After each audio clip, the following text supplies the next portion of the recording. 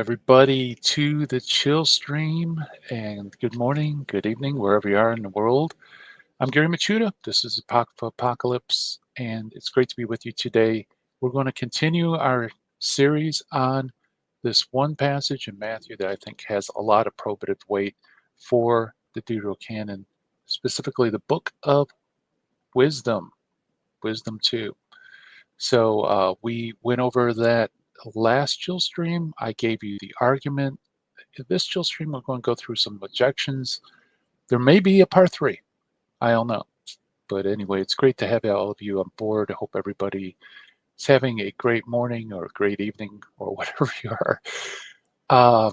Guys, well, I hope everybody enjoyed the debate last night between William Albrecht, David Zavaris versus Turton Fan and Dan Chapa.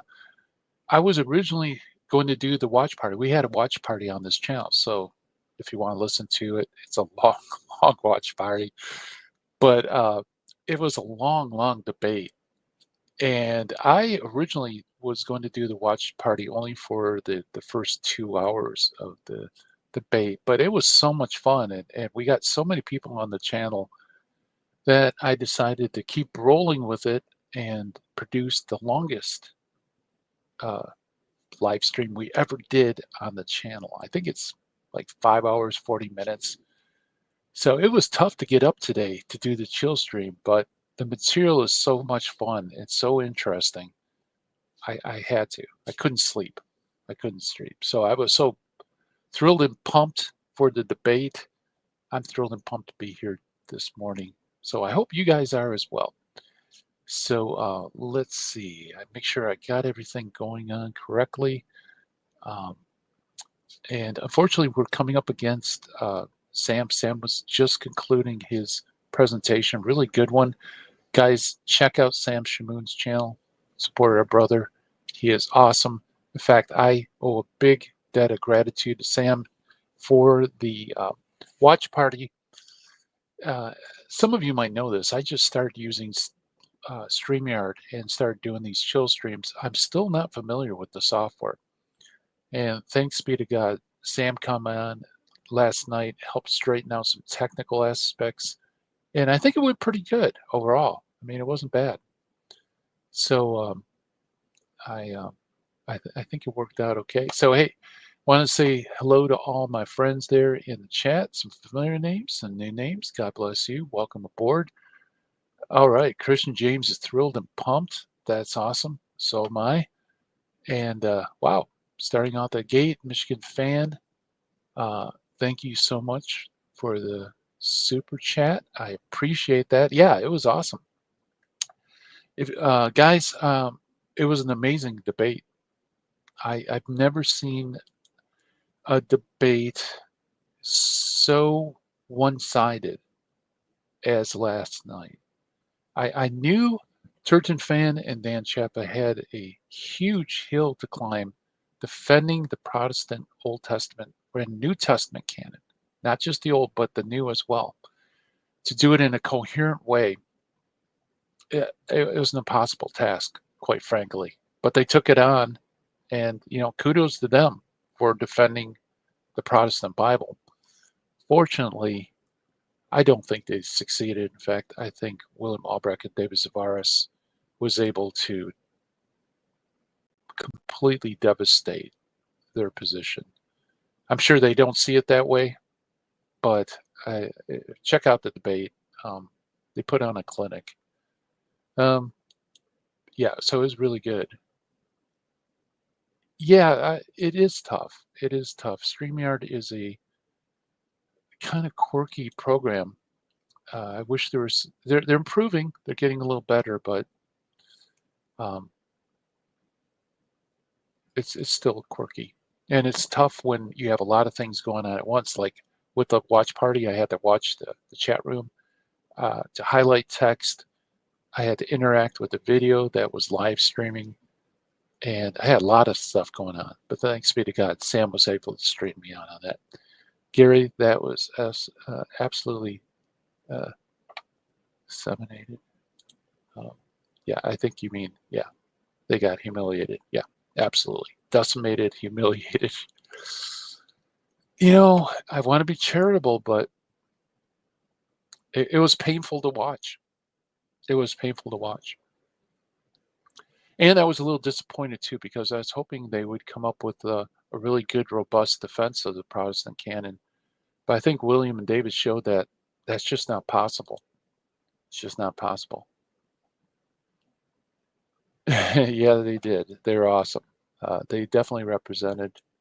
And that was, by the way, that was David Sevaris's first debate ever, like live debate. And he seemed a little bit tentative at first. Maybe the nerves got to him a little bit at the onset, but he rock and rolled throughout the whole debate. And he was very gracious with his time, which is important with a team debate. You want to let your partner run with it when he's on, in his wheelhouse, in his lane. You want to give him the lion's share of the time. And he did that. And William likewise did the same. It was very good, very educational. And I'm so grateful people came on the channel to watch our watch party and break down the debate. That was kind of fun, looking at tactics and stuff like that.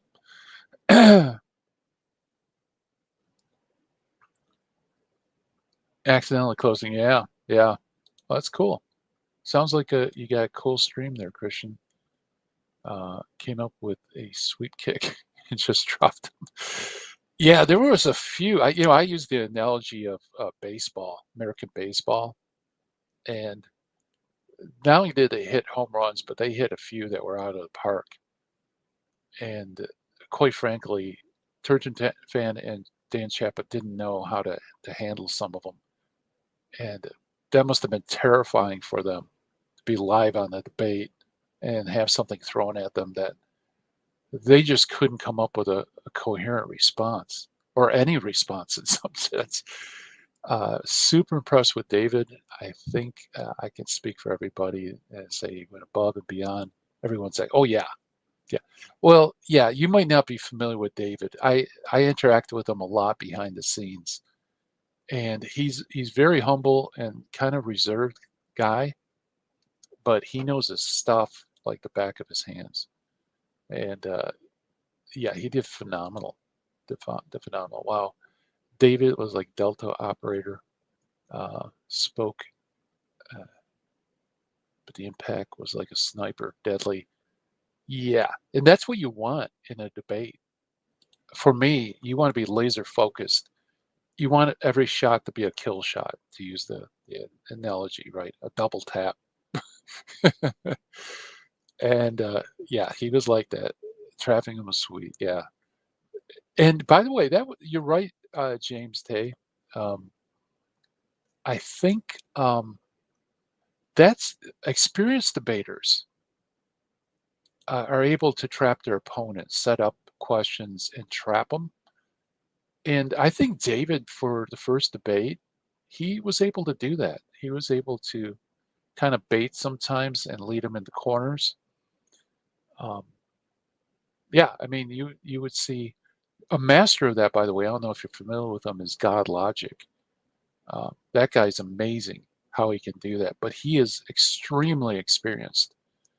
And David, I don't know if he's on the level of God Logic in terms of that, but that was a good showing for his first time out. Very solid performance in terms of debating skill, things like that.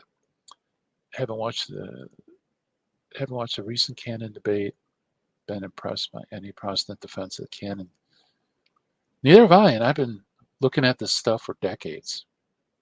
I'm still looking for, the toughest question I get is, what's the best argument from your opponents? Honestly, there really isn't any. The best you can do is change the burden of proof, add non sequiturs, tap dance, do some pyrotechnics. That's the only thing you really can do. It was silly of them to take the affirmative in the first place. Yeah, I think they lost the debate when they took the affirmative. They lost it before the debate even started. But you know what? It's pretty sad if you wouldn't take an affirmative to defend your canon. But it should have been more narrow. I think they shot themselves in the foot. But I was hoping actually that they would give a really good, succinct, coherent defense, and that wasn't the case. Oh, you did? Wow. Trapping's very difficult to do consistently, yes. You really have to know your stuff, and you have to know your opponent's positions as well to do that. And for some groups, that's easy. Like with Islam, it's easy. Like Jehovah Witness, it's easy because they kind of have their go-to responses. You know where they're heading, so you could trap them. For Protestants, not so much, because everybody has their own different ways of arguing. So you actually have to do a lot of pre-debate research to be able to do that with a evangelical Protestant. Yeah, watch God Logic, Sam Shamoon, tag teaming Muslim. Yeah, it is deadly. I totally agree with you. Let's see. This is fun, guys. I know Sam is finishing his presentation, so it's good to have this discussion before we jump into the material. Although I do have to get going, so we will have to jump into the material soon. Chapo is saying councils contradict, and even non-ecumenical councils versus council show that Hippo and Carthage can be contradicted. But the problem with that is, therefore, the Protestant canon is true. You know what I mean? They should have stuck to their guns and defended the thesis. Instead, they went off on rabbit trails. And I'm sure people thought they did a great job when they went off on rabbit trails, but the problem with rabbit trails is it doesn't prove anything, right? Yeah. Hey, that's what they did, Gary. Yes, they did. Yep.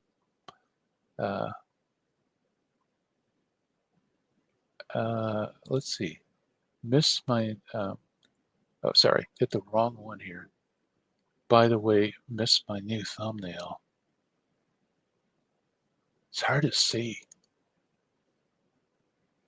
Is that William Albrecht? Trying to see. The problem with thumbnails is they're so small. Yeah.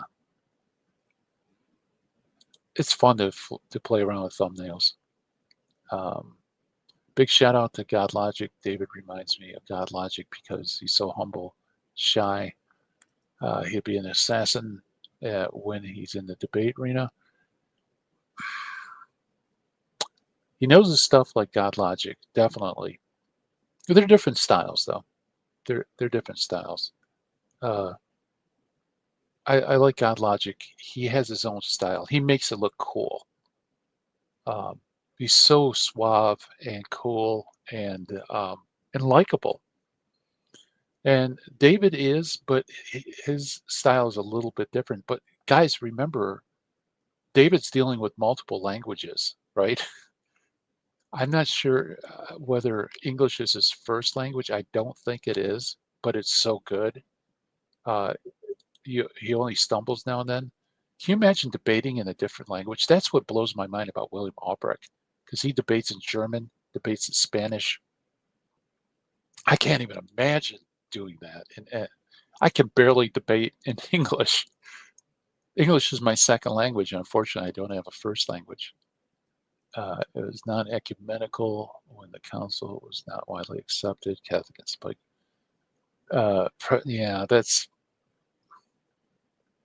a whole topic into itself. And you guys are, it's not true. It's not true.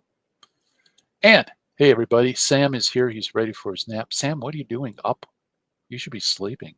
You got to be exhausted. So we'll put you to sleep, Sam. Okay, we do need to jump into the material. Isn't it always the case when debating Catholics, instead of defending position, they go to Catholic Church and do nothing with the affirmative? That usually is the case. It usually is the case. Why? Because usually Protestant debaters, their purpose is to reinforce the bias of the Protestant audience. And that's why James White, initially when he came out, Catholics went out to debate topics. James White went out to make Catholicism look foolish. And the crowd ate it up. And that's why, at least early on, James was successful, because Catholic apologists were trying to actually argue. And instead, he's just a clearinghouse for anti-Catholic rhetoric. He wasn't there to argue. They were silent but deadly. Yep. Yeah. He debates in other languages, Spanish and German. I don't know how he does it. It's amazing. Oh, good. Sam's starting to get a little drowsy. By the way, Sam, I said this earlier. I'm going to say it again. Thank you so much for coming on and saving my behind during the watch party. Man, your advice was so helpful. And it was kind of overwhelming, keeping an eye on everything, and especially the mute button.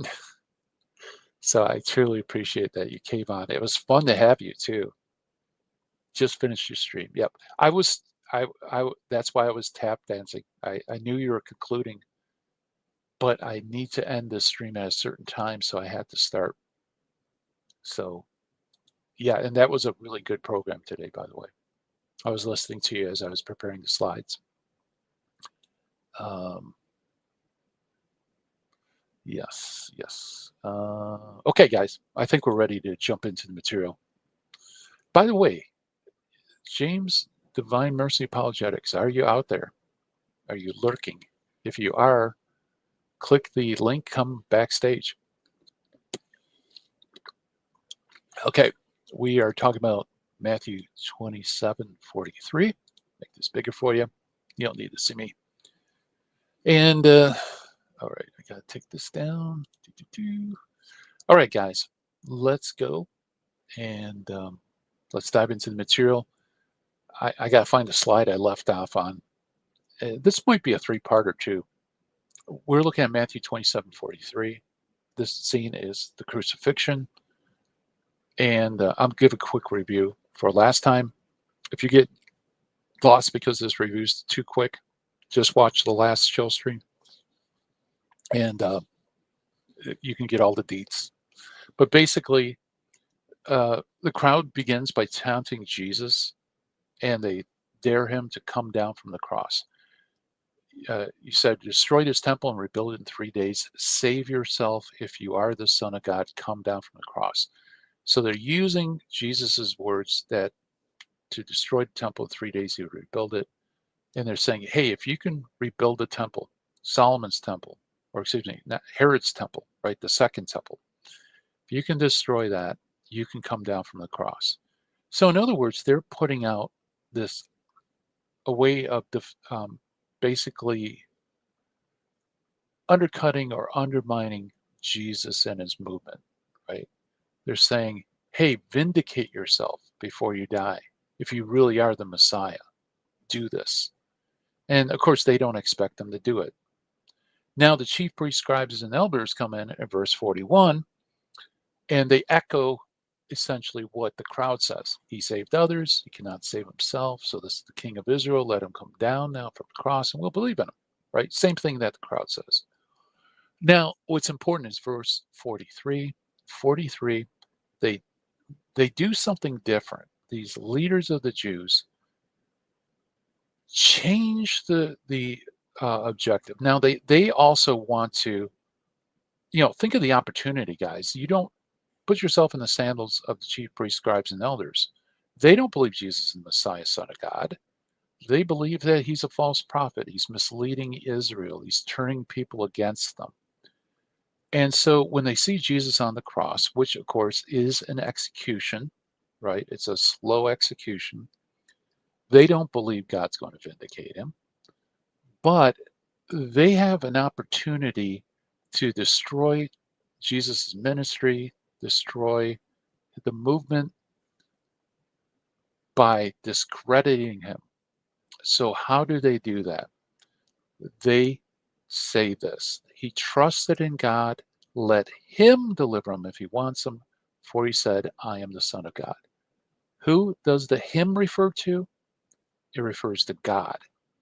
So the jeering of the crowd is the people telling Jesus to come down from the cross, save yourself.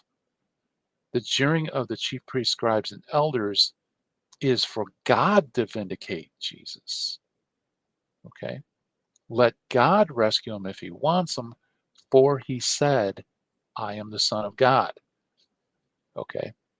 So that's very important. So where do they stake this claim? Now, if you're going to discredit a false Messiah, what do you use? You use biblical text, right? Where does God promise that he will rescue, deliver the person who claims to be the Son of God, the true Son of God? Well, verse 43, like we point out, is actually has a couple of texts working here. One is Psalm 22:9. You relied on the Lord, let him deliver you if he wants you. Let him rescue you. So you have this idea of divine deliverance. So, and Psalm 22 is a messianic psalm. Makes perfect sense. They would use that for their vindication. But notice Psalm 22 doesn't say anything about a son of God. We actually went through the psalm. Remember that? Verse by verse. There's no mention of son of God in the psalm. So why do they think, or why are they challenging God to vindicate Jesus, to prove that he is the Son of God, based on Psalm 22, when Psalm 22 doesn't predicate the rescue on that claim? They're getting that from another text, and that other text, I believe, is Wisdom 2:18. And we'll do 17:18. Let us see whether his words be true. Let us find out what will happen to him. For if the just one be the Son of God, he will deliver him, defend him and deliver him from the hands of his foes. Okay?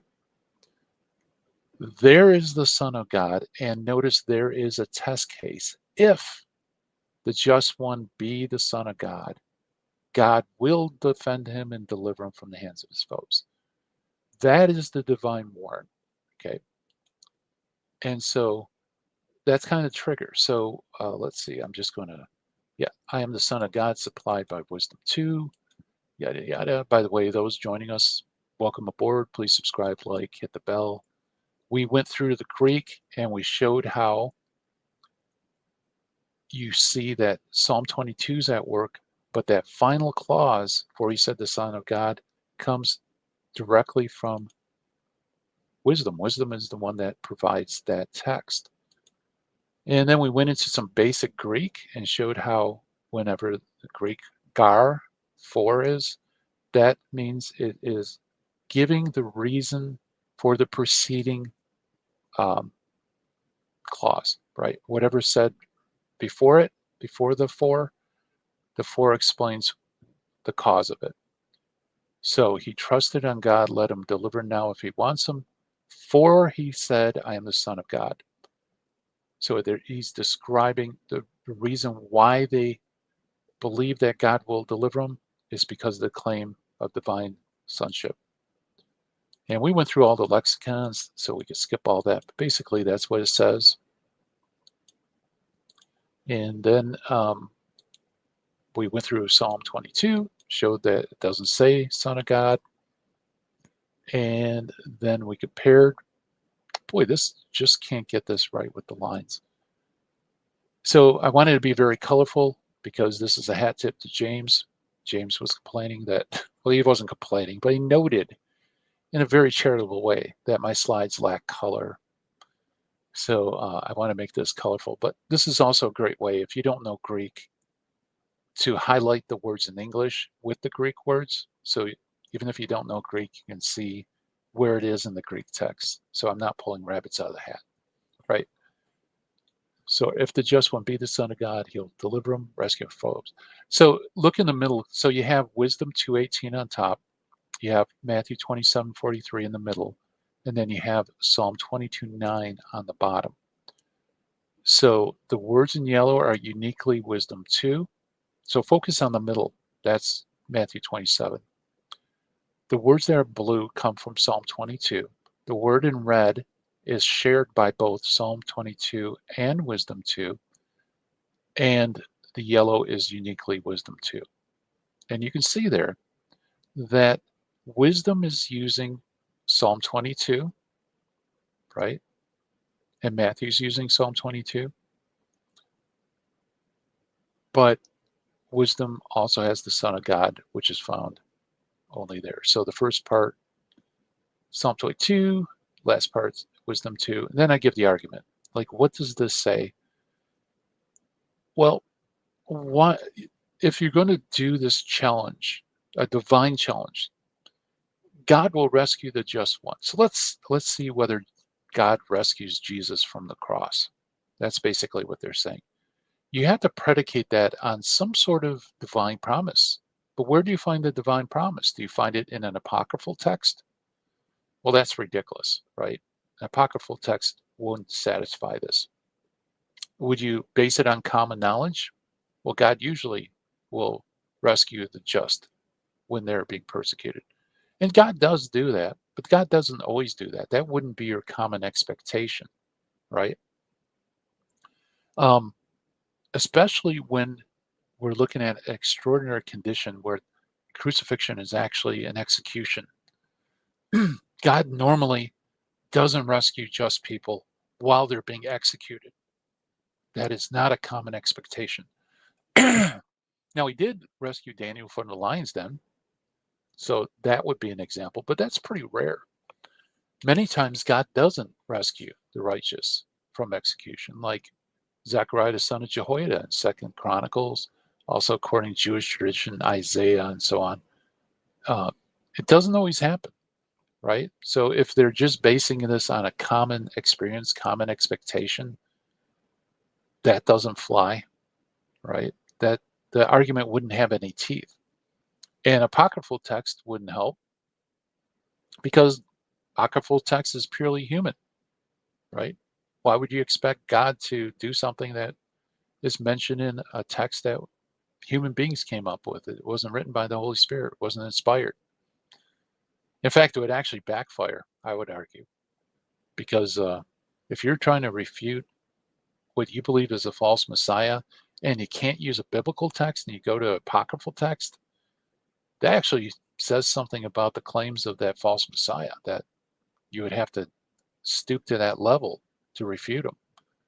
So I think implicitly in this argument is the chief priests, scribes, and elders must have used a text that was seen as inspired, right? You would expect the justification for divine deliverance to come from a divine promise, right? Something that's revealed. God will do this to vindicate the true Son of God. And based on that promise in that text, the chief priests, scribes, and elders mock will have teeth, right? And it only has teeth if wisdom is inspired. That's my argument. And by the way, I even throw in this. This is either it was recognized as inspired by the crowd, or another way you could look at it too is maybe the chief priests, scribes, and elders were aware that Jesus and his apostles were using wisdom as an inspired text. So they could also use wisdom thinking that they're going to refute Christianity using their own sources. That's another possibility. But nevertheless, someone had to have believed that wisdom was authoritative. And then we can go one step further and say, Matthew, by presenting this in his gospel, obviously expected his Christian readers to make the connection, right? And so this is, I think, a very powerful argument, has lots of probative weight. So I want to move on. We'll answer some objections to this argument. By the way, any questions before we begin? By the way, welcome everybody to Chill Stream. If you're new to the Chill Stream, this Chill Stream, the main purpose is to allow Sam Shamoon to go to sleep. So that's not. I have to talk in a quiet voice because my family's sleeping. It's actually quite early. It's 4 o'clock in the morning here. So that's why you hear the golden tones of Gary Machuda talking quietly. So hence the chill stream. So welcome aboard, everybody. And Sam, have a good night. Um, so here are the, let's tackle some objections. By the way, it's talking about Sam Shamoon, who's awesome. Guys, support Sam Shamoon. I'm sure you all are familiar with his work, but you aren't, go to Shamoonian, check out his stuff. It's just totally amazing. I have to give a hat tip to Sam. I wasn't aware of this until he brought it to my attention, and he made some comments that I incorporated in this argument. So thank you, Sam, for helping me out here. And hopefully I was able to expand on it a little bit myself and make the refutation even stronger. Okay, so actually this is raised by Turton Fan and Dan Chapman, one of their videos. The objection is this, that no, Psalm 22 actually does mention the Son of God, but it does so kind of clandestinely, okay? In Psalm 22:20, it reads, "Deliver my soul from the sword, my life from the power of the dog." And they point out, Dan Chapa pointed out, in Greek, the word that's translated my life, you see I have that highlighted in yellow, in Greek is monogenes, only begotten. In fact, monogenes is applied to Jesus in John 1:14. So Jesus is the Son of God. He's the only begotten, monogenes of the Father. So here we have a kind of hidden reference to Son of God. See, and you can sense the desperation here, I think, because Wisdom 2 supplies the title Son of God, right? We saw how that's incorporated with the argument. So there's a kind of desperation. We have to find Son of God somewhere in Psalm 22. And this is the level they go to. Monogenes mu, the only begotten, my only begotten. You could translate it that way.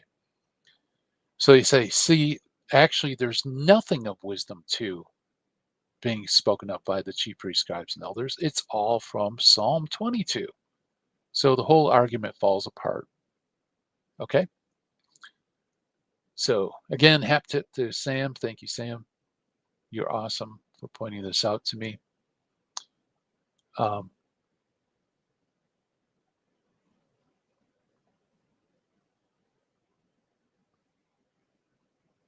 Okay, yeah, I have this slide out of order. Okay, let's tear this apart, this objection. Is there a reference to Son of God? Well, the first thing you notice is translators don't render 22:20 as my only begotten, at least not normally. And here's a basic layout of different translations. These are Protestant translations. I don't see any Catholic ones here. You have my precious life, my precious with life in brackets, my darling, my only life in brackets, my only life, me, my life, my only one, mine only one. And then you have my only begotten, which is only found in Brenton's English translation of the Septuagint, which is pretty literal, right? And then you have my desolate soul in the Geneva Bible, 1587. So if this is a reference to Son of God, how come none of these translations render it as Son of God? And if it's only begotten, why is it only one, this English translation of the Septuagint, renders it as only begotten?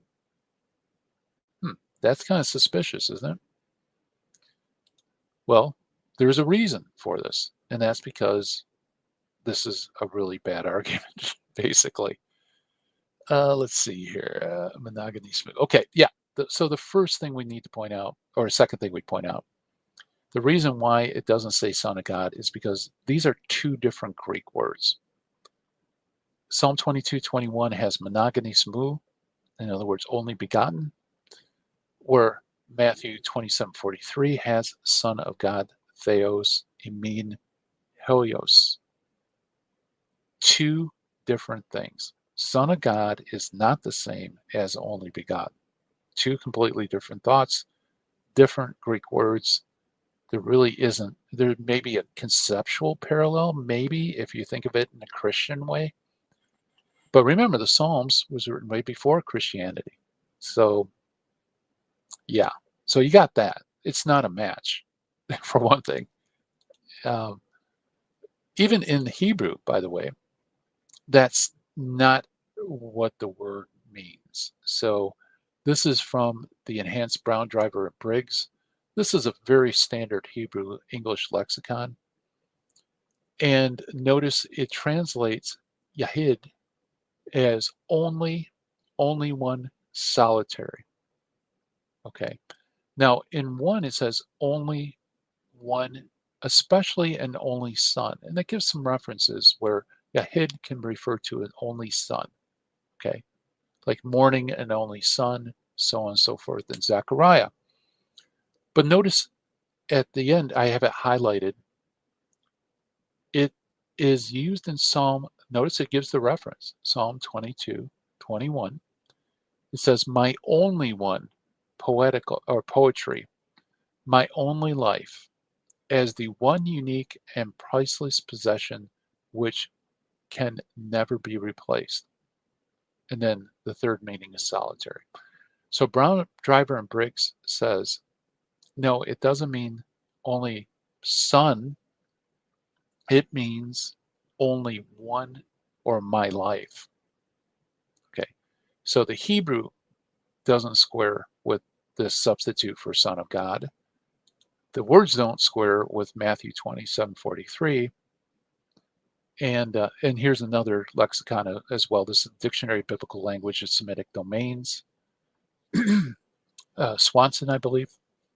And in his article, remember, these are two Protestant lexicons, standard works, nothing controversial about this.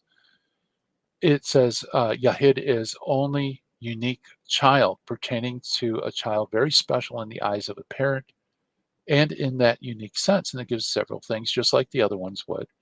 But notice it also says Yahidah, which means precious life, Psalm 22:21. So these Hebrew lexicons are pointing not to only child or only begotten one.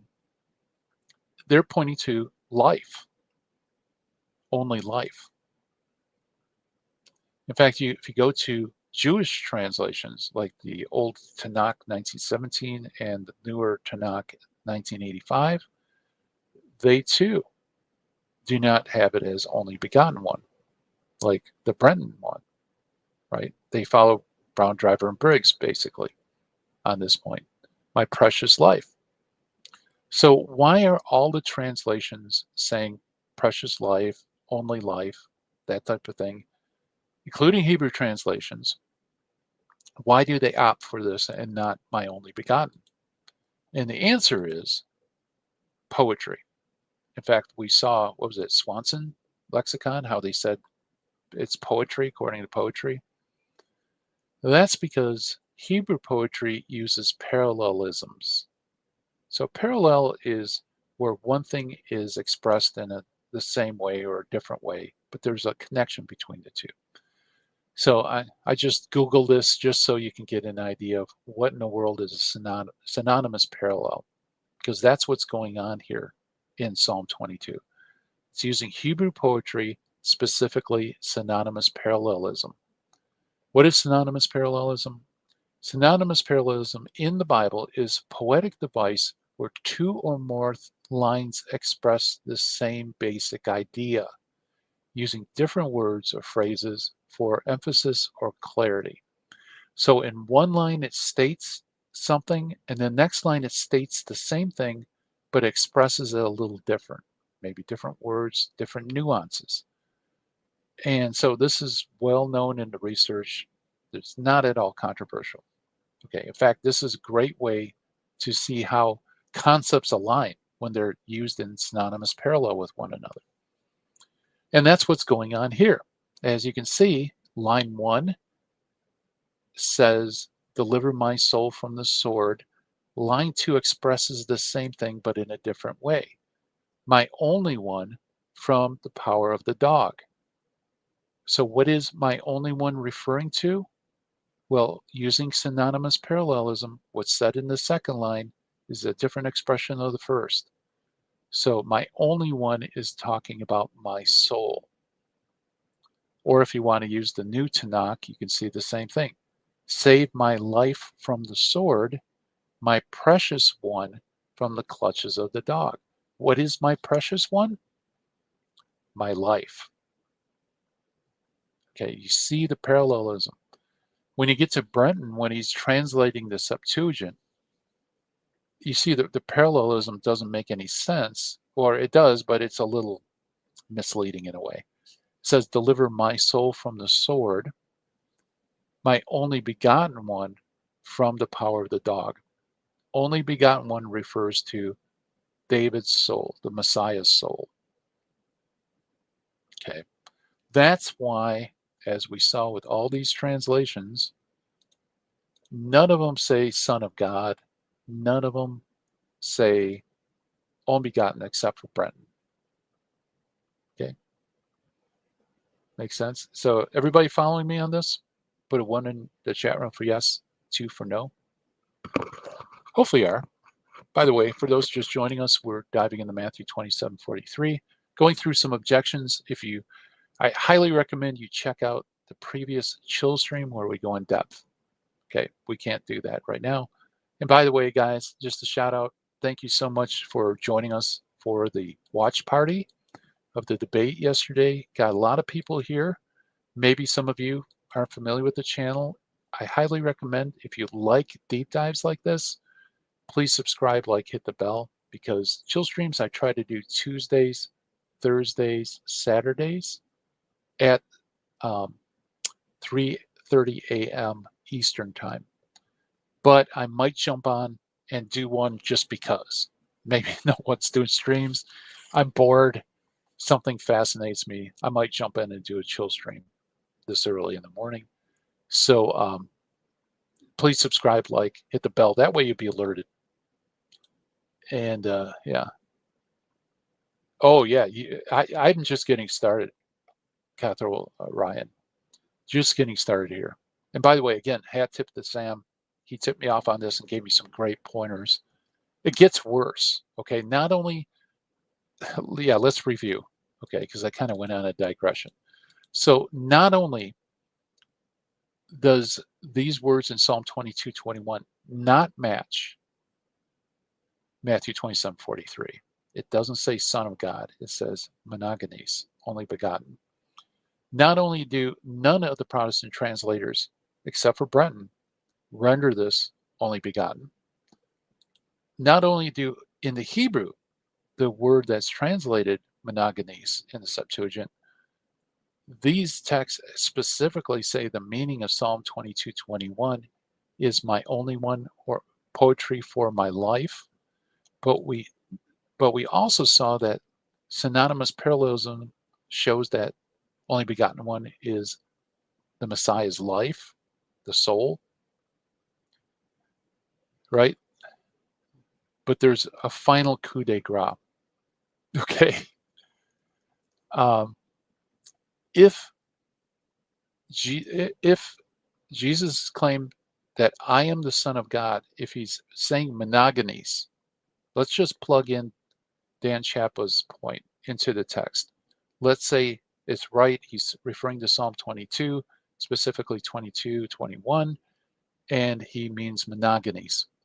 You run into some big problems, because Jesus would be saying, I am my only begotten, when he said, I am the Son of God. No, Jesus is not his only begotten. Jesus is the only begotten of the Father. So in terms of the Trinity, it would be rank heresy for Jesus to claim that he is his own only begotten. That doesn't even make sense. So this is like, this argument, in my opinion, is destroyed on many, many different levels. It's a terrible argument, but it kind of shows how desperate they are to find something in Psalm 22. There's got to be something about the Son of God. It can't come from wisdom 2. They don't want to concede the point. And that's why they go to these lengths. So, all right, Joe Esto, thank you so much for gifting the memberships. I truly appreciate that, guys. That is a great way to get people access and do some evangelism. Give them some memberships. And Joey Esto is amazing. He's if you're going to be a friend of Joey Esto, because chances are you might be gifted a membership. So Joey is awesome. So yeah, someone noticed. There you go. Noticed William. Okay, guys. So I think we destroyed that. So what do you do if you can't find anything in Psalm 22 that says Son of God? Well, then you try to jump to some psalm that says something about divine sonship. And that is objection 2, the psalmic network. Okay, so Psalm 22 doesn't say anything about the Son of God, but Psalm 2 does. Okay, Psalm 2 does mention the Son. So it mentions Son of God. Since the Psalter works as an integrated whole, there's no reason to think that the chief priests, scribes, and elders weren't also alluding to this important messianic psalm. So it's like presto changeo, Psalm 2 comes into play. Because after all, the Psalms are all, there's these messianic things. Psalm 2 is messianic. Psalm 22 is messianic. So if they're using Psalm 22, they could be using Psalm 2. And, it's kind of like a shell game. Keep your eye on the reference. Yes, exactly. Yeah, you can sense that, right? Because this isn't the obvious thing that you would come up with. So does that have any teeth? Well, we have to concede what we can concede, right? Scholars, especially modern scholars, have noted that, yeah, the Psalter is actually organized in a particular way. There is an order to the Psalms, and it does tell a story. And so this is an article by Seth Postel. It's in Messianic Prophecy book, actually a really good one, by the way. I think it's put out by Moody Press. And he treats the Psalms, and this is one of his fortes. He loves the intertextuality of the Psalter. And so this is the structure of the Psalter that's recognized by everybody. It's very interesting stuff, too, because the Psalter uses doxologies, and there is a kind of interconnectedness in groups of psalms. In fact, scholars usually speak of the Psalms as the Psalter as being composed of or comprised of 5 books. So you have the introduction, which consists of Psalm 1 and 2. They're very closely interrelated to one another. Then you have Psalms 3 through 41. That's book 1. Psalms 42 to 72. That's 2. 73 to 89, book 3. 90 to 106, book 4. 107 to 145, book 5. And then you have the conclusion, which is Psalms 46 through 50. So if you ever hear the 5 books of the Psalms, that's what they're referring to. And like I said, I think there's some merit to this. I think whoever put the Psalter together, they collected all these different Psalms and put it into a single book. I think there was a purpose behind, it wasn't just random willy-nilly type stuff. It actually is purposely put together in a certain way. Now, so we can concede that. We can say, yes, that's true. The Psalms really do have a certain system, a structure to them. But here's the problem. Psalm 22 does not have any necessary connection to Psalm 2, not according to the schema. Okay. Because according to the schema, Psalm 1 and Psalm 2 make up the introduction to the Psalter. Psalm 22 is part of Book 1. Okay. So it's kind of artificial to say, oh, well, when the chief priests, scribes, and elders, when they say Son of God, they're referring to Psalm 2 because that's part of the structure, the integration of the Psalms. That's actually not true, according to the schema. So you wouldn't expect that. Okay. But there's more. There's a lot more. And part of that is, we have to digress, guys. Let me set you up for this, okay? Huyos Theu, Son of God, is a title, okay? Yes, absolutely. Welcome, new channel members. Welcome aboard. Okay. It's a title, and it's a unique title. It's not used very much. And I wish Sam was actually on stage. He could probably help me fill this out a little bit more. But the Son of God, this appears in the plural, okay, in the Old Testament for angels. Okay, so Genesis 6:2, 4, Job 1:6, 2:1. It also refers to the sons of the Most High in Psalm 82:6. However, Son of God singular is quite rare because it's a title. Okay, it's found in Daniel 3:92, and I give you the quote. But he replied, I see 4 men unfettered and unhurt walking in the fire, and the fourth looks like a son of God. Okay, so that is Son of God. Now, watch Sam Shamoon's channel. You can find out who that fourth person is. But that's the use, okay? Then the next use, it's used corporately for Israel, Son of God. It's actually used in Wisdom 18:13. Says, at the destruction of the firstborn, they acknowledged that the people was God's son. And you can see there in Greek, Theou Huyun. So the people was God's son. So corporately. And then, of course, you have Wisdom 2:18, which I believe is actually collective with a particular individual in mind. For if the just one be the Son of God, Huyus Theou, he will defend him and deliver him from the foes. And so a title is very rare.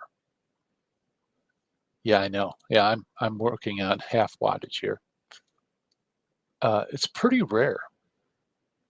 Now, when we look at Psalm 2, what do we find? Do we find Huyos Theou, Son of God?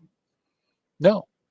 Psalm 2:7 says, I will tell of the decree of the Lord. He said to me, you are my son. Today I've begotten you. Now, yes, it does talk about divine sonship, but notice it's not a title, right? It's not, you are the Son of God.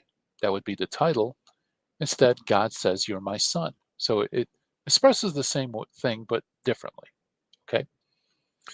So we can see that there's some similarities here. All the texts speak of the Messiah. They speak of persecution. Psalm 2 talks about this war that's going on between the Lord and his anointed and against the kings of the earth, right? And both have the word son. Okay. So those are the similarities, but there are differences. And like I said, the big difference is terminology. Psalm 2 uses begotten language, where Matthew 27 and Wisdom 2 use the title Son of God. And of course, Psalm 22 doesn't even mention Son of God or divine sonship. Unless you're going to say it's talking about the Messiah, and the Messiah, according to Psalm 2, is the Son. But, that sounds very ad hoc, that you have to make all these connections. There's also a huge mismatch in context.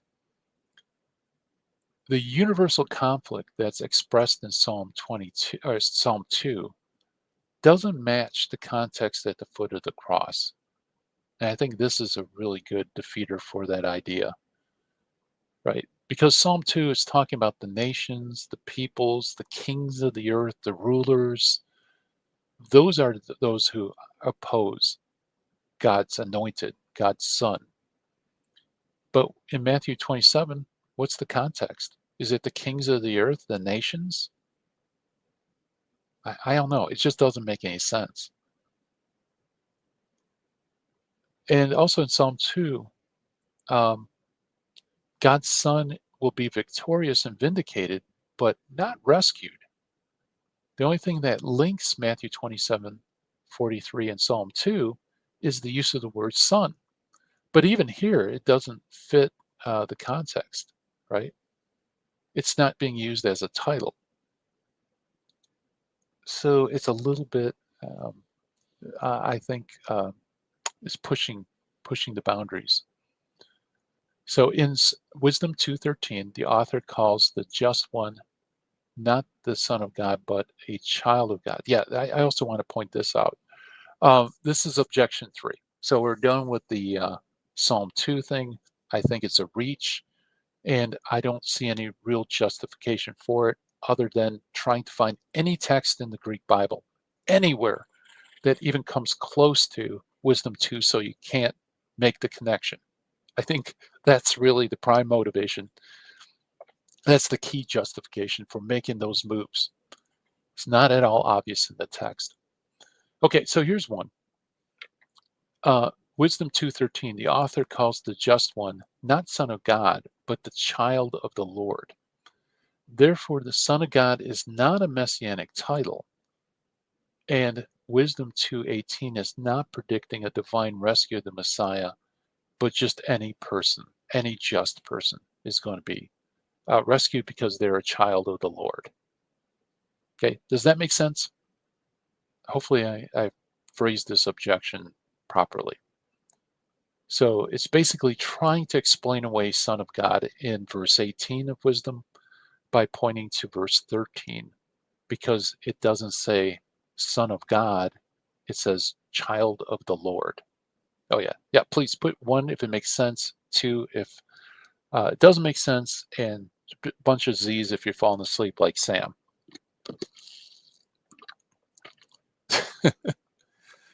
All right, good. Hey, we got some people awake. That's awesome. Yes, the chill stream is a great cure for insomnia, right? You're probably already experiencing drowsiness. I can't believe Sam's still awake, by the way. The guy's a machine. Okay, so what do we do with this, guys? Is it true that it's not a messianic title? It's just referring to any old child of the Lord, any follower of God, any just person? Well, no. Um, this actually backfires, and it backfires in a very interesting way. Okay, let's look at 2:13. He professes to have knowledge of God and styles, names, or calls himself a child of the Lord. In Greek, boy, I wish James was here. He could help me, because in the wee hours in the morning, part of my brain that pronounces Greek words is asleep. So I really butcher the Greek more than I normally do. Oh, good. Yeah, well, there you go. I'm glad for being insomniac. I can listen. Yeah, that's true. Yeah, you have a resistance. Okay, the Greek is paideia kuriou. Paideia kuriou. Paideia is a form of pas. In English, that would be P-A-I-S. Okay, it's not huios, which is son. So it's not huios kuriou, son of the Lord. It's paideia kuriou, child of the Lord. Okay, you see that? So the Greek, it's true. There are 2 different Greek words being used. And it's true that pas can be rendered child of the Lord. And So does it follow that in verse 18, hoius actually means pas or pais or paideia, right? No, no. Actually, there's something really cool going on here, guys. The word pais, or what's translated paideia kuriou, actually can be rendered as servant. And here's proof. Um, in Isaiah, in 3 suffering servant songs, okay, so Isaiah has certain sections where there's songs about the suffering servant, which of course predicts Jesus, the suffering servant, right? In Isaiah 49, 50, and 52, in the Septuagint, the Greek translation of the Bible, it uses paideia, paideos, and pas. Okay. Psalm 49:6 says, "And he said to me, is it a great thing for thee to be called my servant?" And as you can see with the highlighted text, it's paideia mu. The same words, or paideia is the same word used in Wisdom 2. Okay, translated child or servant. To establish the tribes of Jacob, to recover the dispersion of Israel. Behold, I have given thee a covenant for the race, for a light to the Gentiles, that thou shouldest be for salvation to the ends of the earth.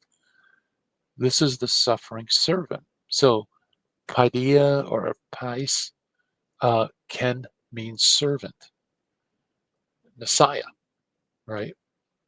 In Isaiah 52:10, or excuse me, 50:10, it says, "Who among you that fears the Lord, let him hearken to the voice of his servant. Ye that walk in darkness and have no light, trust in the name of the Lord, stay upon God." As you can see, the highlighted word there, same word we see in wisdom. And no problem. You missed a lot, though, Michelle. You'll have to rewatch the chill stream. And if you missed the last chill stream, you need to watch that too. And then finally, in Isaiah 52:13, it says, "Behold, my servant shall understand, shall be exalted and glorified exceedingly." And by the way, this is a line that is really good to show that the Messiah must be divine, because this idea of being exalted and glorified exceedingly is something given to only to God elsewhere in the Bible. And here it's actually applied to the Messiah. But the important thing for us here, notice my servant in English is translated in Greek, is from the Greek ho pais, the same Greek word used in Wisdom 2:13. So this whole idea that Wisdom 2:18 can't be referring to the Messiah because earlier it's referred to as a child of the Lord is frankly completely wrong. In fact, it's the other way around. The child of the Lord can be the servant of the Lord if you're looking at it in terms of Isaiah. And indeed, commentators, Protestant commentators, say that Wisdom 2 is utilizing these texts in its just one narrative. Okay, so this is Erdman's commentary on the Bible, Protestant commentary, Peter Heyman. He points this out, that wisdom is actually utilizing the suffering servant songs. Nickelberg, excuse me, Nicholsberg thinks that Isaiah 52:13 through 53:12 reflects the same pattern, and hence the use of Wisdom 2:13 of the word pais, child, just as in Septuagint of Isaiah 52:13. Actually, there's, and those other ones, right? It's not just 52:13. The author certainly has Isaiah in mind at this point. Wisdom 2:12a is taken almost word for word from the Septuagint of Isaiah 3:10. And that's, yeah, so not only is Wisdom 2 utilizing imagery and drawing sources from the suffering servant Psalms and expressing it in a particular way, but it even quotes Isaiah according to the Septuagint. In fact, here it is. Here's Wisdom 2:12. Let us beset the just one because he is obnoxious to us. And then the Septuagint version. So if you guys are reading your Bible, it might not have this, depending on what text they use as their base text for the translation. But the Septuagint of Isaiah 3:10 says, let us bind the just one, for he is burdensome to us. Now, guys, look at the Greek. The words highlighted in yellow are identical. And the word beset and bind are different, but they're similar. So we actually have Wisdom 2 quoting Isaiah, and we have Wisdom 2 using the word paideia or pais for in that is found in Isaiah. So you have wisdom like drawing its sources from Isaiah's servant songs and utilizing it in its text. So talk about a major backfire, right? The child of the Lord in verse 13 doesn't make it non-messianic. It actually heightens the messianic tone of Wisdom 2. That's incredible to me. When I saw that, that was amazing. But there's more. Okay, it's kind of like the commercials for Ginzu knives and stuff, right? They always make their sales pitch and they say, and act now, you get the bonus stuff, right? So we haven't even, so not only do we have commentaries noticing its drawing sources from messianic material in Isaiah, but it actually utilizes Isaiah in verse 18 itself. Okay, so this blew my mind when I saw this. Totally blew my mind. The very verse that is being used by the chief priests, scribes, and elders, drawing from Wisdom 2:18, also draws from Isaiah 42:1. Okay, let's read Isaiah 42:1, because unless you're Sam Shamoon, you don't know that off the top of your head normally.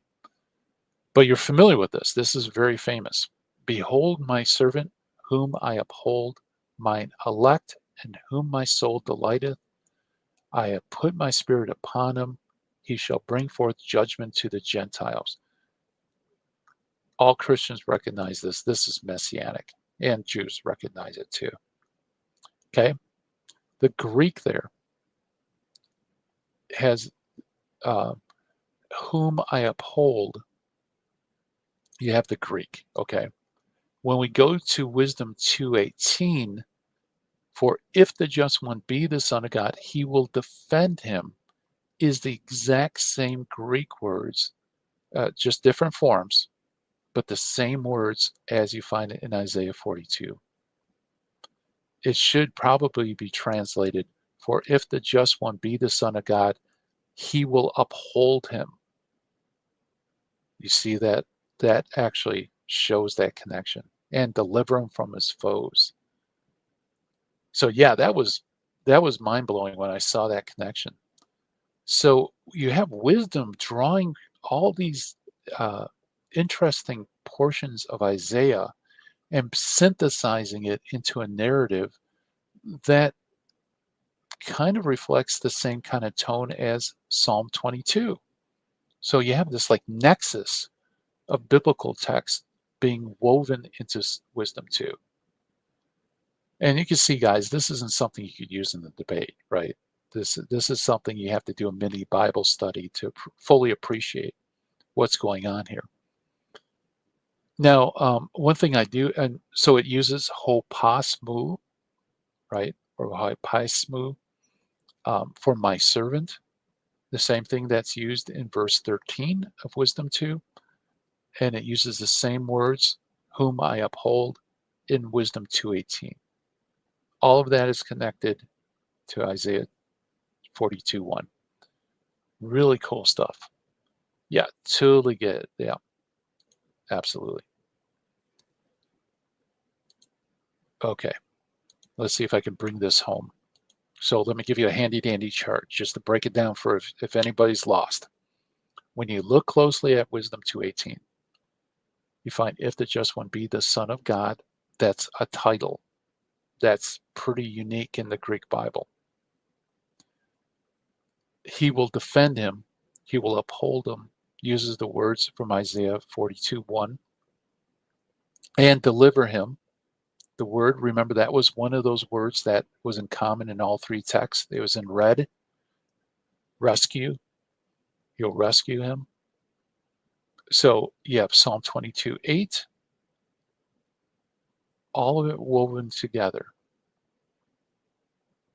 So you have all three elements in Wisdom 2:18 that you find in Matthew 27:43. You have Psalm 22. You also have this Isaiah 42 kind of put in there. And then you have the unique title, Son of God. Yeah, that I think is pretty remarkable. Now, I'm going to anticipate Protestant objection to this. In fact, this is a Christie. I'm going to go full Christie on this one.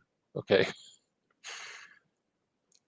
They would probably argue that, well, yeah, see, really what's going on is the chief priests, scribes, and elders are cherry picking. They're affirming what's true in wisdom because wisdom is a composite of proto-canonical books. So they're actually affirming the proto-canon by quoting wisdom. If that doesn't make sense, that's because you're understanding it correctly. Okay. So they're saying, yeah, any truth that you find in the so-called Apocrypha is because the Apocrypha is using proto-canonical text, and this is proof of it. Okay. Now let me go to the next slide. But they err. Okay. How many people here have seen this movie, Flash of Genius? It was out a few years ago, maybe probably more than a few years ago. It's not a bad movie. It's actually a kind of interesting movie. And I think it fits very well as a lesson here about this idea that there's nothing unique in Wisdom 2 and that it's just using proto-canonical text. Anybody seen this movie? It's I watched it. It's not remarkable. It's not great, but it's actually not bad. The reason I watch is because I live Motown, Detroit, and this actually has to do with something that occurred here in Detroit. And I remember reading about it in the Detroit newspapers when it occurred. This fellow, I forgot what his name is. He's just an inventor, and he came up with the was it intermittent wiping? Was it intermittent um, window wipers for cars? See, back in the day, if you're as old as I am, you only had two settings or three settings: off, low, and fast for windshield wipers, right? And so if it was raining hard, you're fine. If it's raining light, you're fine. But if it's somewhere in between, it doesn't work very well, right? And this guy came up with this blueprint for the intermittent wiper, so you can adjust how fast the wipers go. And he pitched it to the big three automakers. And by the way, this is a spoiler alert, guys. So if you're going to watch this movie, it's a okay movie. It's not great, but it's based on a true story. And trust me, this is a long wind-up, but there is a payoff here. So he pitched it to the big three automakers, and they all refused him. They said, no, we're not interested. We don't want to give you the amount of money you're asking. It's not worth it for us. They flat out said no. Then when the next model year came out, guess what was on all the cars? Intermittent wipers. Okay. They stole his stuff. And this was his one big invention. He's an inventor, but this was the big one. And he couldn't let it go. So he sues the big three automakers. He's just a Joe Schmo here in the Detroit area, right? Nobody. He sues the biggest companies, at that time, probably on the planet. Who knows? They were huge. And he can't afford to sue them. So he defends himself in court. Okay. And there is a really important, the courtroom is really important for our discussion today.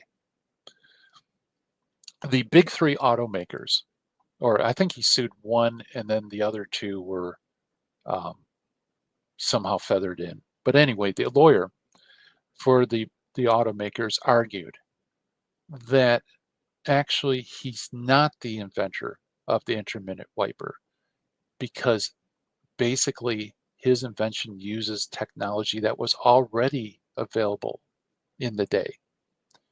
So all he did was just put things that were already patented, already in service, and he put it together. And so his invention is not unique. Okay. Now, here's the payoff.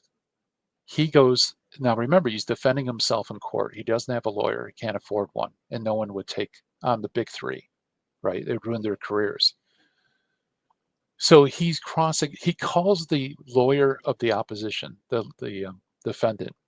He calls the lawyer to the stand. And this is a great scene. And so he is questioning the lawyer and he pulls out a book, Tale of Two Cities. And he says, do you agree that, I forgot who wrote, does anybody remember who's the author of Tale of Two Cities? It's too early in the morning for me to remember. Famous author. Hold on, guys. Well, Michelle, I don't want to spoil the movie. Tale of Two Cities. Can somebody Google that?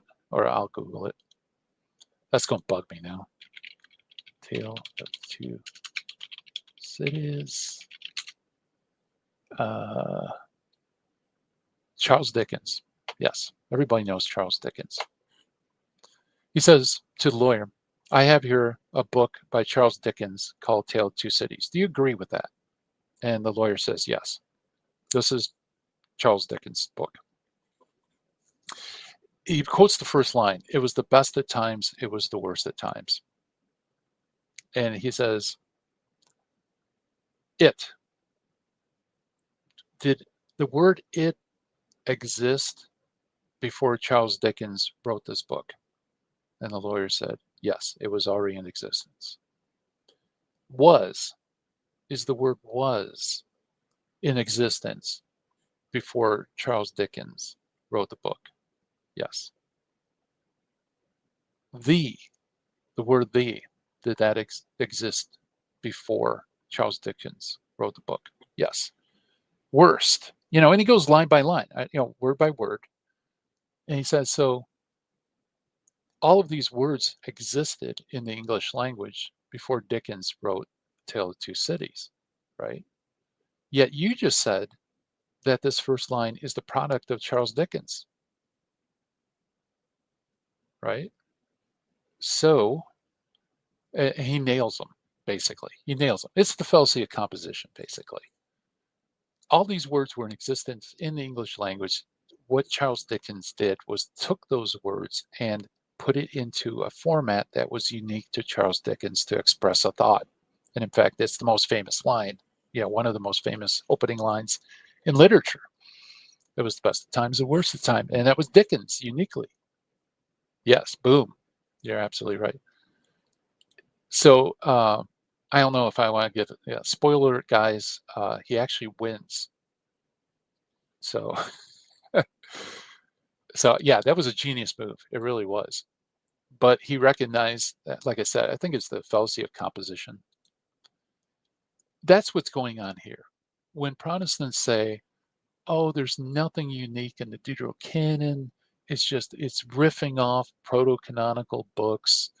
And so, it might sound like the word of God, it might, have truth in it, but whatever's in it that's true, it's really because it's made up of previous scriptures that were already considered sacred, right? And so Deuterocanon really has no unique contribution to make, kind of like in the movie, right? Now all of you are going to go watch Flash of Genius. And someone at Netflix is going to wonder why all of a sudden everybody's watching this movie. All 21 of you. By the way, guys, like, subscribe, hit the bell, please. Yeah, so that boom, he drops the bomb. And that's true here. Yeah, Psalm 22 is being used by wisdom 2. Who knows? Maybe even Psalm 2 is being used by wisdom 2. Isaiah is being used by wisdom 2. But wisdom 2 is unique because even though these texts were out there and these thoughts were out there, it's unique. And that is what Matthew is tapping into.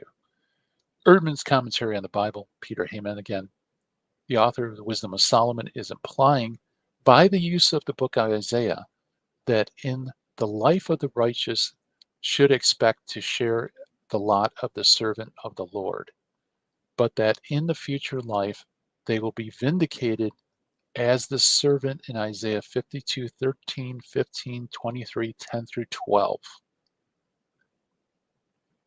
It continues the close parallel between verses 16 and 18 in Matthew 27:43, which has furthered the Christological interpretation, is probably to be explained by the fact that both the Wisdom of Solomon and Matthew drew upon Psalm 22:8. In other words, it's it's using wisdom to connect these texts together, right? In this matrix here. So you have in yellow, you have the stuff unique to Wisdom 2. Orange, you have Isaiah, unique to Isaiah and Wisdom 2. Red is a shared term by all sources except Isaiah. And blue is things that are exclusively Psalm 22. So the first half of 27:43 is Psalm 22 laden and connected to wisdom. And then the last clause is exclusively wisdom. And that, remember, is important because that clause explains the preceding sentence, right? That's what we read in all those lexicons last time. It's causative. We have already seen how for, gar, works in this passage. Matthew is not telling us why these leaders taunted Jesus. The rulers are saying why God will rescue him. For he said, I am the Son of God. So wisdom 2, if he be the Son of God, God will rescue him. Matthew 27, God will rescue because he says, I am the Son of God. The two passages fit like a hand in glove, like William Albrecht and bench press. Okay. Or like James from Divine Mercy and colorful slides. It fits perfectly together. They almost interlock. Okay, so let me put it another way. Here's another way to think about it. Wisdom 2, if the just one be the Son of God, God will deliver him. That's basically if A, then B. If A, he's the Son of God, then B, God will deliver him. That's basically what it's saying. Matthew 27:43, God will deliver him, for he said, I'm the Son of God, is B, therefore A. Okay, B, he claims to be the Son of God, therefore A, God will deliver him. You see, it fits perfectly together, interlocking. Wisdom 2 provides, it's like the springboard that connects all these texts and makes this a really interesting biblical argument. But the problem is, it's a biblical argument. It's not an apocryphal argument. Yeah, I feel that some Protestants treat the deuterocanonical books like they treat the Quran. Yeah, that's true.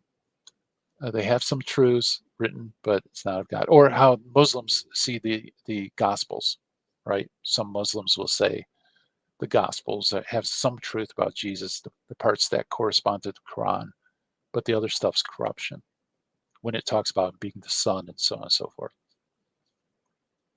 Yep.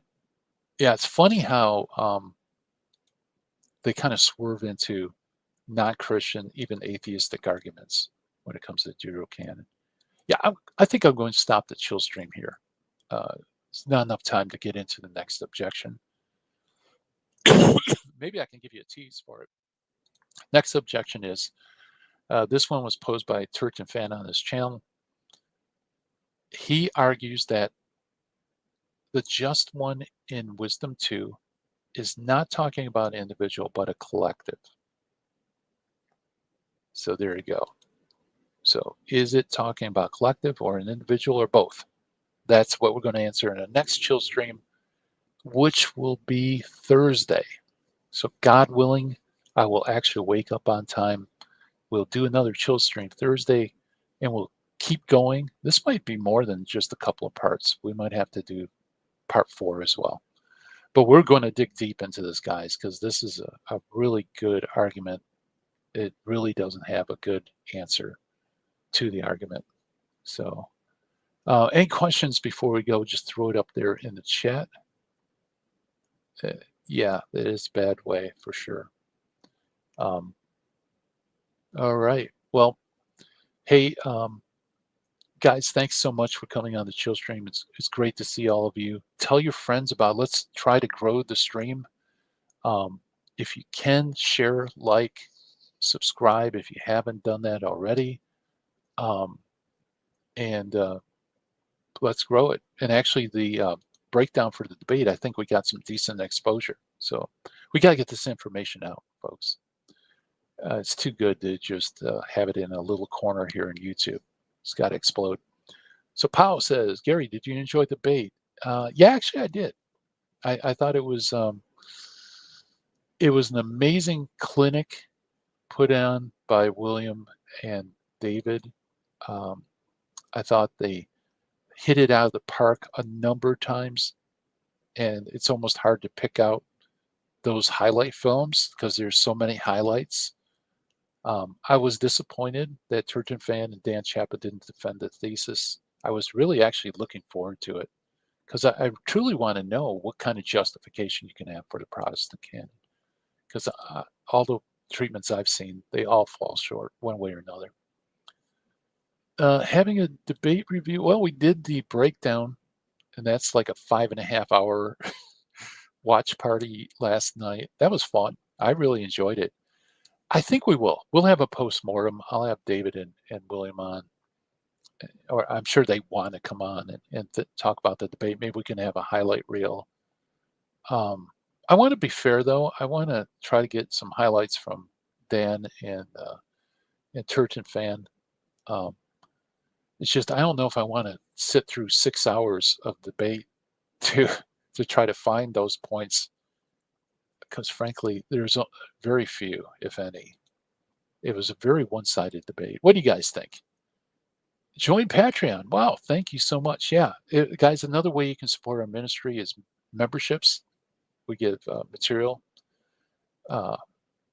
sneak peek, stuff like that. And also William Albrecht and myself are on Patreon, and we truly appreciate your support. You get even more freebies on Patreon. You get ebooks from me. I forgot what William gives, and also material and other breakdowns as well. Truly, it seemed like William and David were teaching instead of debating. Yes, their opening statements were very informative. I thought, for me, I'm an apologist. I love debates. I love arguments. I love curling up with a tightly round syllogism before I go to sleep. I'm just a nerd. So my appreciation of debate was from the debating angle. I thought they did an outstanding job. And the material, I think, was outstanding as well. It was almost painful to watch. It was so good. As far as the debate, I kind of felt bad for the opposition. Protestants have no justification. You're right. You know why? It's because they chose their canon, and then they have to come up with a justification for their choosing that canon. It wasn't something that came out of the box. It's kind of like a damage control thing. And since it's post hoc justification, they can't do it. Post hoc justifications never completely work. There's always a problem somewhere if you're trying to justify something after the fact. And so yeah, that's that. Moral lesson, then debate, yeah. Um, just proves they can't defend the Protestant canon. It's true. I haven't seen it. Why does Turchin fan even debate William? He always loses. Why does anybody debate William? The guy's a machine. I, how many people here? I'm just curious. How many people here actually sat and was part of the watch party? If you were, put a one in the chat. Um, I made a comment. You know, it was bizarre. They were a couple of hours into the debate. William acted like the debate just started. He had the same energy level he had when it began. It was impressive, amazing, amazing. Uh, William's a machine. He's like the Terminator. He just keeps going and going. It was hard to watch. For the oops, I was covering my face. Yeah, there's lots of cringe things. I I can't imagine if I was Church and fan or Dan. I think I would just be praying that it ends soon. Last night was great. Lots of fun. Yeah, it was. We had a lot of fun at the watch party. Hard to watch. Yeah, it was. Um, Soul Scriptura simply doesn't work with any sort of canon. Totally agree with you. It's very problematic. It's got more holes than Swiss cheese. I got to change my name then again. Okay. Soul Scriptura is best no scripture. Yep. Debate was seriously a masterclass. Yeah, I totally agree.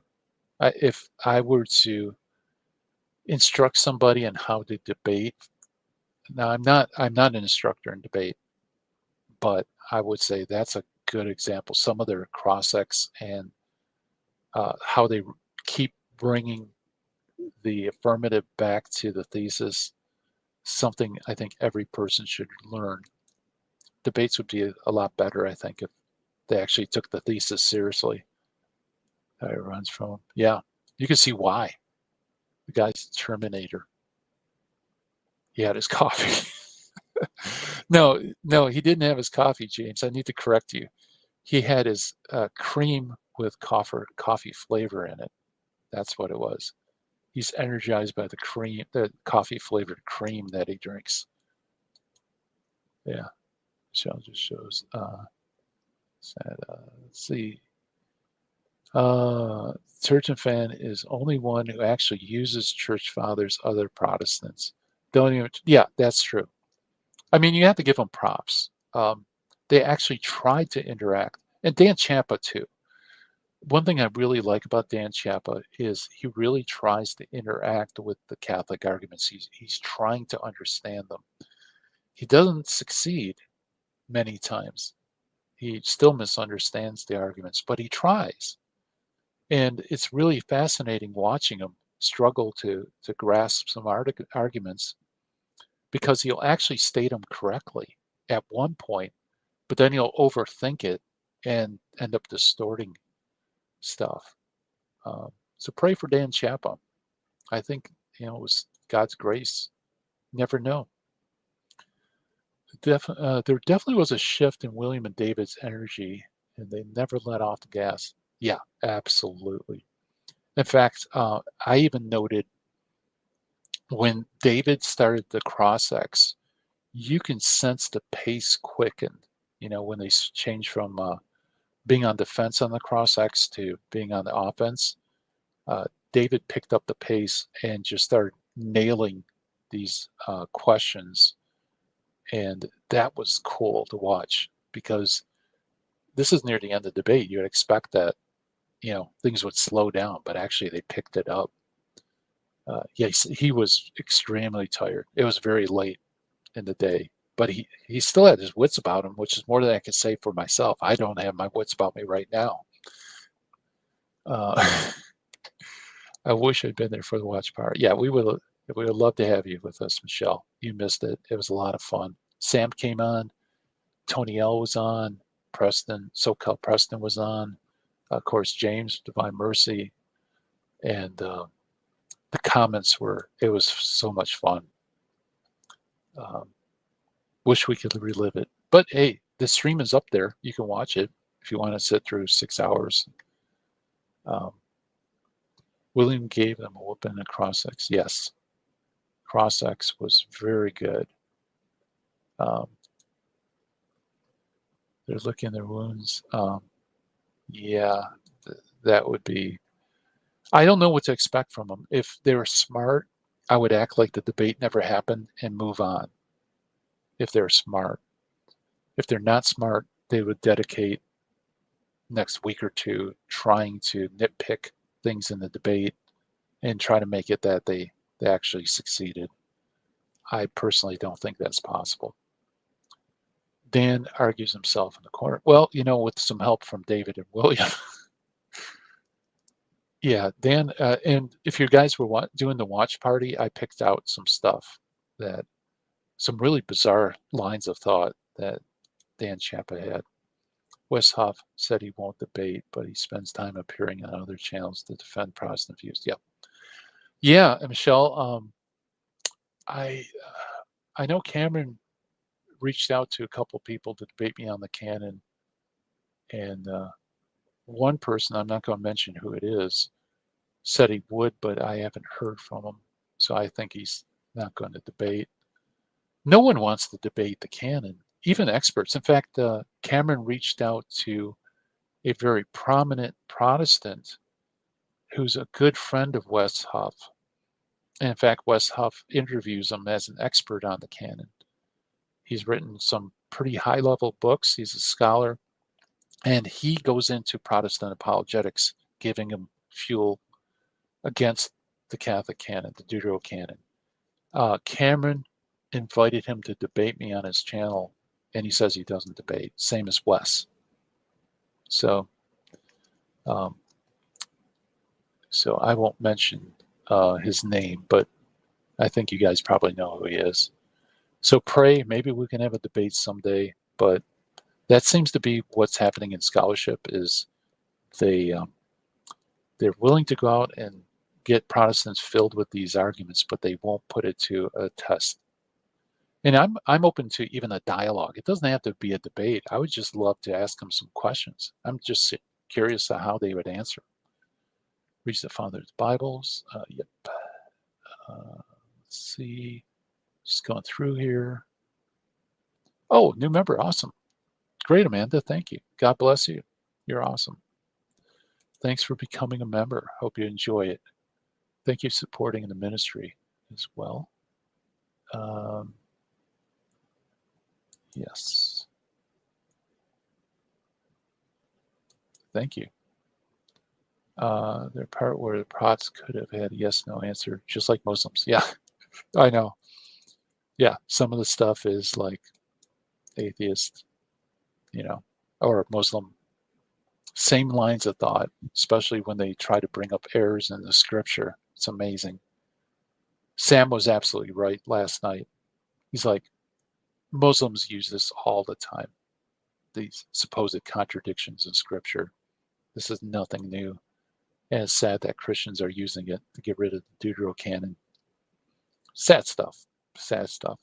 Anyway, guys, I'm going to close out the stream. Thank you so much for watching. Again, if you haven't liked, subscribe, hit the bell.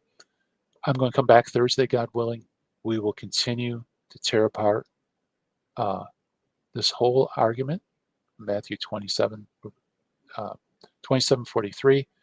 We're going to answer some more objections, and I think you'll get a better appreciation of what's going on behind this taunt of the chief priests, scribes, and elders. Till next time, God bless. Hope we all have a great day. Bye.